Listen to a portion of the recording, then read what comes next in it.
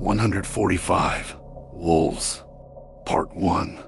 A certain village butcher, who had bought some meat at market and was returning home in the evening, suddenly came across a wolf, which followed him closely, its mouth watering at the sight of what he was carrying. The butcher drew his knife and drove the animal off. And then, reflecting that his meat was the attraction, he determined to hang it up in a tree and fetch it the next morning. This he accordingly did, and the wolf followed him no further.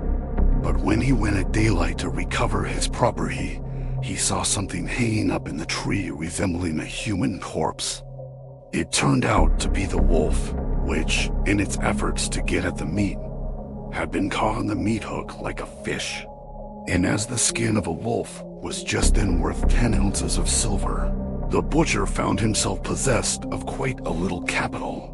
Here we have a laughable instance of the result of climbing trees to catch fish. Part 2. A butcher, while traveling along at night, was sore pressed by a wolf and took refuge in an old mat shed which had been put up for the watchman of the crops. There he lay, while the wolf sniffed at him from outside and at length thrust in one of its paws from underneath. This the butcher seized hold of at once and held it firmly so that the wolf couldn't stir. And then, having no other weapon at hand, he took a small knife he had with him and slit the skin underneath the wolf's paw.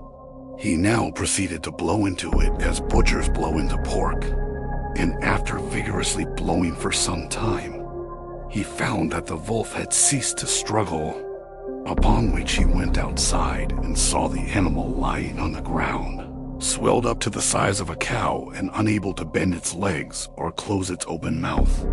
Thereupon he threw it across his shoulders and carried it off home. However, such a feat as this could only be accomplished by a butcher.